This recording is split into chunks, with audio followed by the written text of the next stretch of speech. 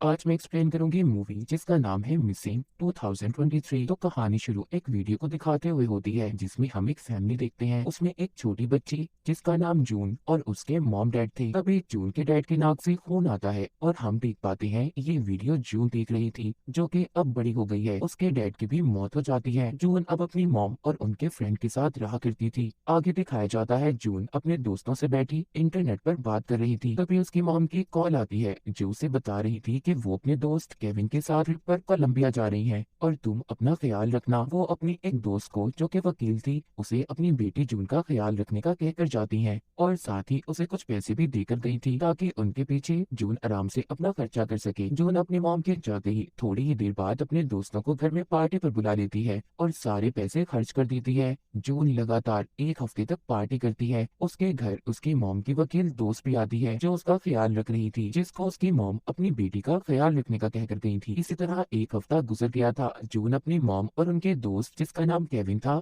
उन्हें एयरपोर्ट पर लेने जाती है, मगर काफी ज्यादा इंतजार करने के बाद जब केविन और उसकी मॉम नहीं आती तो जून अब थोड़ा डरने लगी थी। वो घर आकर अपनी मॉम और केविन को कॉल भी करती है मगर कोई भी फोन नहीं उठाता। अब जून कोलंबिया के उस होटल से राब्ता करती है जहाँ पर उसकी मॉम और केविन रुके थे, जहाँ से उसे ये पता चला था कि वो अपना सामान लिए बगैर ही वहाँ से चले गए। अब जून होटल वालों को ये मैसेज करती है कि आप प्लीज होटल के बाहर लगे कैमरास को देख सकते हैं, जिस बात पर होटल वाले उसे जवाब देते हैं कि इसके लिए आपको यहाँ पर आना होगा, और वो भी 48 घंटों के अंदर अंदर। घबराई हुई जून ये सारी बातें अपनी मॉम की वकील दोस्त को बताती है, जिसके बाद वो कोलंबिया की एम्बेसी में जून की मॉम की लापता होने की रिपोर्ट लिखवाती है। जिसके कुछ दिन बाद जून को कोलंबिया के पुलिस इंस्पेक्टर की कॉल आई थी जो पूछते हैं तुम्हारी मॉम ने क्या तुम्हें कहीं और जाने का बताया था। पर जून को ऐसा कुछ भी उसकी मॉम ने नहीं बताया था और ना ही वो इस बारे में कुछ जानती थी। जून अब इंटरनेट से ही कोलंबिया के टूरिस्ट की वीडियो देखती है जो लोग ट्रिप पर गए थे उनकी वीडियोस को देखती है। वो सोचती है कि शायद इसे इसकी मॉम का कुछ पता चल जाए, मगर उसे वहाँ से भी कुछ नहीं पता चलता। वो समझ गई थी कि इस मामले में पुलिस उसकी कोई मदद नहीं कर सकती, इसीलिए अब वो खुद ही इस केस के बारे में छानबीन करने का सोचती है। सबसे पहला काम वो कोलंबिया के एक खुफिया एजेंट को $8 में खरीद लेती है। पहले तो वो एजेंट उसका काम करने से मना कर देता है, पर जब वो उसे उसके बेटे की याद दिलवाती है जो कभी किसी बात को मना नहीं करता था तो वो एजेंट मान गया था। अब जून उससे कहती है कि तुम्हें उस होटल में जाकर वहाँ की रिकॉर्डिंग वीडियोस को लाना होगा जिस होटल में इसकी मॉम रुकी थी। वो एजेंट कहता है कि तुम अपनी मॉम और केविन के जीमेल अकाउंट को क्यों नहीं चेक करती, क्या पता तुम्हें वहाँ से कुछ इन्फॉर्मेशन मिल जाए। अब जून जब अपनी मॉम के जीमेल को खोलती है तो वो नहीं खुल रही थी और केविन की भी जीमेल उससे नहीं खुलती। तभी जून के घर उसकी दोस्त आती है। ये दोनों मिलकर किसी तरह केविन की जीमेल आईडी को खोल लेती है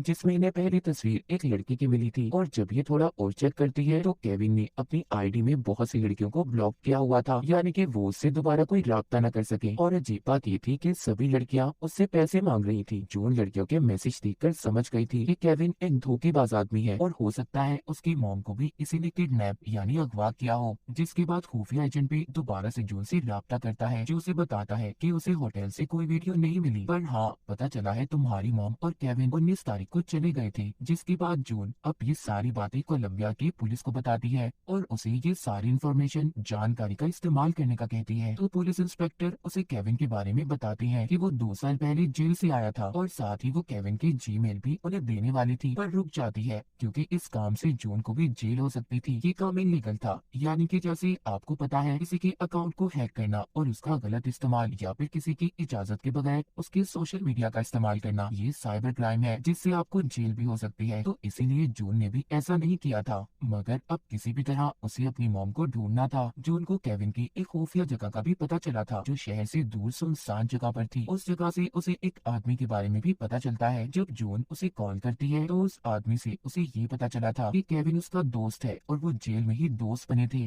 वो उस आदमी से अपनी मॉम के बारे में भी पूछती है तो वो आदमी कहता है कि हाँ केविन ने मुझे बताया था कि वो एक औरत से बहुत प्यार करता है और वो उसी के लिए खुद को अच्छा बना रहा है। ये सब सुनकर जून उसका फोन काट देती है। जिसके बाद जून को खुफिया एजेंट की वीडियो कॉल आती है जिसको एक लॉक ताला मिला था। वो कहता है पता नहीं केविन ने इस ताले को क्यों खरीदा था। जून को कुछ समझ नहीं आती। जिसके बाद वो कोलंबिया की एक जगह के बारे में सर्च करती है जहाँ पर उसे एक ऐसी ही जगह के बारे में पता चला था। उधर सब प्यार करने वाले तालों को बांध कर आते थे। उन्हें वहाँ पर एक ताला भी मिला था जिसके ऊपर केविन और उसकी मॉम का नाम लिखा हुआ था। अब जून दोबारा से ट्रिप की वीडियो को देखती है जिसमें उसे एक वीडियो में केविन नजर आया था जो उसकी मॉम को प्रपोज कर रहा था, पर उस वीडियो में उसकी मॉम का चेहरा साफ नहीं था। वीडियो में दोनों बहुत खुश थे, पर जब वो रोड से गुजर रहे थे तो एक गाड़ी से कुछ गुंडे निकलते हैं जो उसकी मॉम और केविन को उठाकर गाड़ी में बिठाकर ले जाते हैं। ये सब देखकर जून बहुत डर गई थी। तभी उसके खुफिया एजेंट की भी कॉल आती है। वो अब इन सब के बारे में उसे बताती है। जून बहुत रो रही थी। वो कहती है मैं अपने डैड को पहले ही खो चुकी हूँ, पर अब मैं अपनी मॉम को नहीं खोना चाहती। वो एजेंट कहता है मैंने भी एक एक्सीडेंट में अपनी बीवी को खो दिया था, जिसका मुझे आज तक अफसोस है, और तुम्हें मैं अपनी बेटी मानता हूँ। तुम फिक्र नहीं करो, तुम्हारी मॉम को कुछ नहीं होगा, हम उन्हें ढूंढ लेंगे। अब जून वीडियोस को दोबारा देखती है। जब वो गौर करती है तो केविन ने अपनी आईडी पर जिन तस्वीरों को पोस्ट किया था उन सब में उसकी मॉम का चेहरा साफ नहीं था। गौर से देखने पर पता चलता है कि केविन तो उसकी मॉम के साथ ट्रिप पर गया ही नहीं था, यानी कि तस्वीरों में दिखने वाली औरत उसकी मॉम नहीं थी। वो तो उसके साथ गया था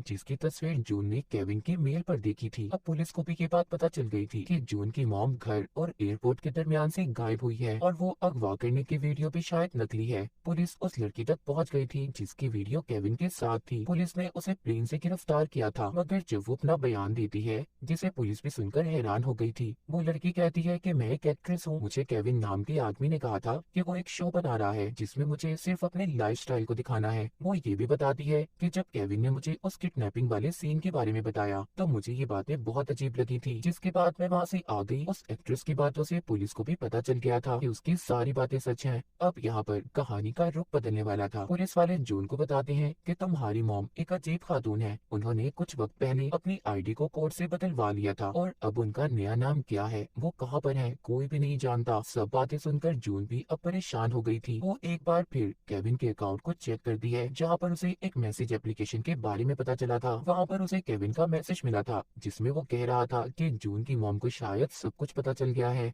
अब जिस नंबर पर केविन ने मैसेज भेजा था, वो जब उस नंबर को सेव करने लगती है तो हैरान हो जाती है, क्योंकि वो नंबर तो उसकी मॉम के वकील दोस्त का था, जिसको जून की मॉम इसका ख्याल रखने का भी कहकर गई थी। जून को थोड़ी थोड़ी बातें समझ आने लगी थी। वो अपनी दोस्त की दी हुई घड़ी पहनकर मॉम के वकील दोस्त के घर जाती है। वहाँ जाकर उसे अपनी मॉम की दोस्त की लाश मिली थी, मतलब उसका किसी ने खून कर दिया था। कोई चाहता ही नहीं था कि जून अपनी मॉम तक पहुँच पाए। उसकी मॉम का केस एक बार फिर फंस चुका था। पुलिस इंस्पेक्टर जून से कहते हैं कि तुम्हारे पहुंचने से कुछ देर पहले ही तुम्हारी मॉम की दोस्त को किसी ने मार दिया। छानबीन करने पर उन्हें पता चलता है कि जून की मॉम की दोस्त केविन के साथ नहीं मिली हुई थी, बल्कि केविन उल्टा उन्हें ब्लैकमेल कर रहा था। पुलिस इंस्पेक्टर उससे कहते हैं कि जून, अब तुम्हारी जान को भी खतरा हो सकता है। तुम नहीं जानती तुम्हारी मॉम की दोस्त को किसने मारा, केविन ने या फिर किसी और ने। फिलहाल हमारे पास कोई सबूत नहीं है, तुम्हें अपना ख्याल रखना होगा। इसके बाद हमें दिखाया जाता है कि किसी ने जून के लैपटॉप को हैक कर लिया है, यानी कि अपने कंट्रोल में, और वो इंसान जो भी था वो शुरू से ही उसके लैपटॉप से जून पर नजर रख रहा था, जिसका मतलब केविन अकेला नहीं था, उसका साथ कोई और भी दे रहा था, या फिर कोई उससे ये सारी काम करवा रहा था। अब किसी न किसी तरह बहुत ज्यादा कोशिश के बाद जून ने अपनी मॉम के जीमेल को खोल लिया था, जिसमें उसे पहला मैसेज ये मिलता है, ग्रेस मैंने तुम्हें ढूंढ ही लिया। ग्रेस यानी कि जून की मॉम का नाम था। शायद ये उसी इंसान का मैसेज था जिसके लिए या फिर जिसके साथ केविन मिलकर काम कर रहा था। जून को केविन के बारे में ये भी पता चलता है कि कुछ वक्त पहले उसने उस आदमी के घर में कैमरास को भी लगवाया था जिसके लिए वो काम कर रहा था। जून अब उन कैमरा को हैक कर लेती है, जिससे उसे पता चलता है कि ये तो उसी का घर था जिसमें वो बचपन में रहा करती थी, वही घर जो हमने कहानी के शुरू में वीडियो में देखा था। उधर केविन भी पुलिस से लड़ाई में मारा जाता है। जून अब सोचती है कि जब केविन भी मारा गया तो आखिर ये इंसान कौन है जो हमारे बारे में इतनी इन्फॉर्मेशन रखता है और हमारे पीछे पड़ा हुआ है। तभी उसे उसी आदमी की कॉल आती है जिसने पहले इसे केविन के बारे में बताया था, जो कोई और नहीं बल्कि इसके डैडी थे, जिनको हमने कहानी के शुरू में नाक से खून निकलते मरते हुए देखा था। मगर जून के डैड मरे नहीं थे, और जो घर उस सुनसान जगह के बारे में जून को पता चला था वो इसी के बचपन का घर था। सब जानने के बाद जून अपने डैड को घर पर मिलने बुलाती है। वो समझ ही नहीं पा रही थी कि वो खुश हो या फिर दुखी। अब जब उसके डैड आते हैं तो वो अपने डैड से पूछती है कि आप इतने सालों से कहाँ पर थे, जिस पर वो उसे बताती है कि तुम्हारी मॉम ने मुझे 12 सालों के लिए जेल में भिजवा दिया था।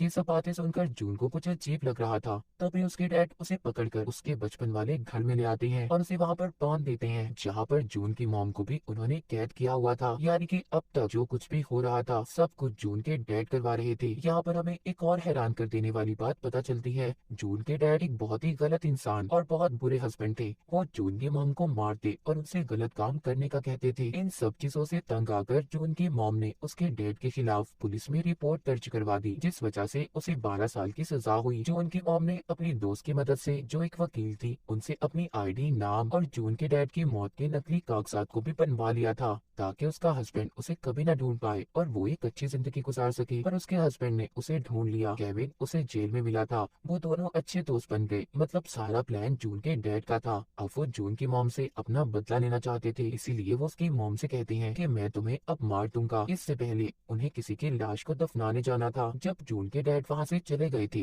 तो इसी बीच वो अपने हाथों की रस्सी को वहाँ पर पड़े कांच के टुकड़े से काट लेती है और अपनी मॉम को भी छुड़वा लेती है। जून ने अभी भी अपने हाथ में अपनी दोस्त की दी हुई स्मार्ट वॉच घड़ी पहनी हुई थी। वो उसकी मदद से अपने एजेंट को कॉल करती है और अपनी लोकेशन को ट्रेस करने का कहती है। इतनी ही देर में उसके डैड वहाँ पर आ गई थी, जो उसकी मॉम पर गोली चला देते हैं, जिससे वो जख्मी हो गई थी। यहाँ पर वो ये भी देखते हैं कि जून ने अपने हाथों की रस्सियों को खोल लिया है, इसीलिए वो उसे दोबारा बांध देती हैं। तभी जून की मॉम वहाँ पर पड़े कांच के टुकड़े को उठाकर जून के डैड के गले में मार देती हैं, जिससे अब उनकी मौत हो गई थी। पर जून की मॉम की हालत बहुत खराब थी। तभी उसकी नजर वहाँ पर लगी हुई स्क्रीन पर पड़ती है, जो उसकी लैपटॉप की स्क्रीन से कनेक्ट जुड़ी हुई थी, और लैपटॉप के पास जून का मोबाइल पड़ा था। अब वो स्क्रीन की मदद से अपने फोन को वॉइस मैसेज के जरिए चलाती है और उसको हेल्पलाइन पर कॉल करने का कहती है, जिसके बाद पुलिस ने भी वहाँ पर पहुंचकर उसे और उसकी मॉम को बचा लिया था। जून ने सब्र और समझदारी और इंटरनेट सोशल मीडिया की दुनिया का सही से इस्तेमाल करके खुद और अपनी मॉम को बचा लिया था। अब हमें कुछ वक्त बाद का सीन दिखाया जाता है। जून की मॉम, जो कि अब बिल्कुल ठीक हो गई थी, उसकी अब अपनी मॉम से अच्छी बनने लगी थी। जून समझ जाती है कि उसकी मॉम ने उसके लिए क्या कुछ किया,